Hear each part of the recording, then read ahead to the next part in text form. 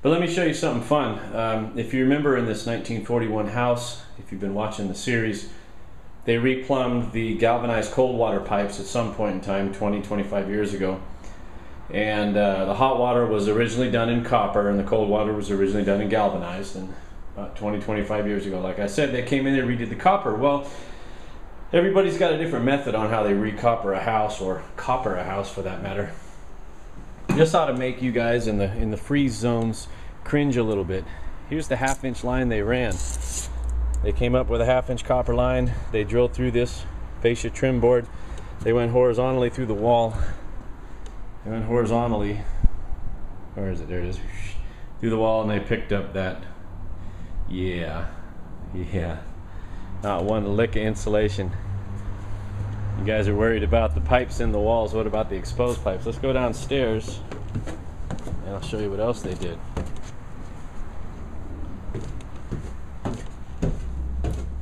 See, they ran all this 1/2-inch copper line. This is to go to the laundry sink in the middle unit.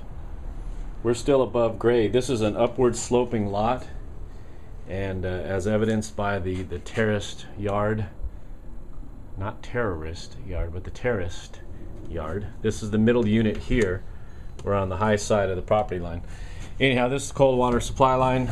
They came in, somebody came in at some point in time and added this little bit of copper here that goes up and around. That's for irrigation for up on that hill. It is, where's the date? 9/25 of 2000 is the date stamp on this copper. That's what, 13 years old, 12 and a half years old. They didn't come in and clean their joints. And yeah, sorry, I'm on a tripod right now. I'm banging it into things. They got green and they got a bunch of extra solder. But yeah, exposed pipe, right? So they ran it around the perimeter of the building. Ran it around the corner. They teed up here to the kitchen in the middle unit. This is a skylight for a light well to the bathroom of the middle unit, of the bottom unit, excuse me, bottom unit. And then they came up with a copper line that goes across horizontally. Where is it? Across horizontally and stubs into, that's the window over the kitchen sink in that kitchen that I redid. So all this 1/2-inch copper line is fully exposed to the weather and elements. 20-25 years, never had a problem. You can see it's still all the original pipe. So having a little pipe in the wall and insulated is nothing compared to this. But what I'm adding today is they never put any shutoffs in any of these, and there's no way to isolate. This is a 3/4-inch line that stubs down to a 1/2-inch line just below this roof line, and it tees off here. They put a shutoff valve in the garage for this line here, but if you had to shut this line off, you would not be able to isolate the top unit from the middle unit. So the owner asked me to put a ball valve in so we can isolate the kitchen sink or the kitchen faucet in the top unit, and that's what I'm going to do. So hang tight, I'll show you what we got going on. Here we go. So my game plan for this is to take a 1/2-inch ball valve, stick it about there, where it's easy enough to get to. You don't have to climb on anything. I'm actually going to run the handle so it sits about like this. And how am I going to do that, you ask? Well, thank you for asking. I'm going to use what's called a no-stop coupling. And let me give you a close-up of what that is. So a traditional coupling, in this case these are 1/2-inch copper couplings, they only allow the pipe to travel about 50% up the distance of the coupling. Right, this particular one here has a peen in it. You see that little ding, that little peen right there? That doesn't allow the pipe to slide any farther. And well-built systems, what you do is you want to make sure that your pipe is bedded all the way up into that peen, and then you've got another pipe that's going to come this way. You solder it in and you've got yourself a real tight connection. Some other stop couplings, I had this one here, you see there's a rolled ring right there. Again, it doesn't allow the pipe to travel more than 50% of the coupling. And then this one here has just like a little notch dinged into it. See that little ding? That doesn't allow your pipe to go any farther. But how I'm able to section this ball valve in there is I get, without taking the entire system apart, is what's called a no-stop coupling made by Nibco. And it allows, from this I can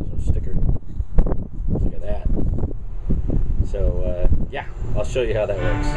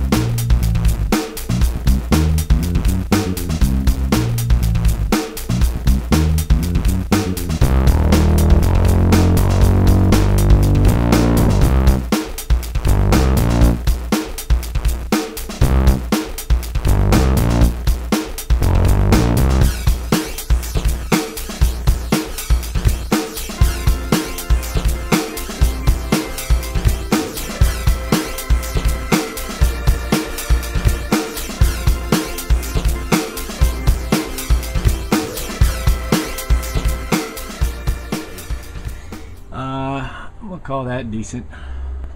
That'll be nice. It'll give them the opportunity to isolate the top floor. Probably put a strap in here, huh? I should probably do that. Yeah, put a copper strap right there. Yeah, but let's go test for a leak real quick. Into the front of the house. Turn the water on. What are we dealing with here? Phew, just running like an idiot. Dry looks good. Let's crack this open upstairs.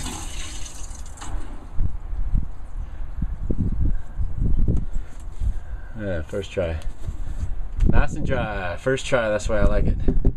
I'll definitely run a strap right about deal. A little copper strap. Hell yeah.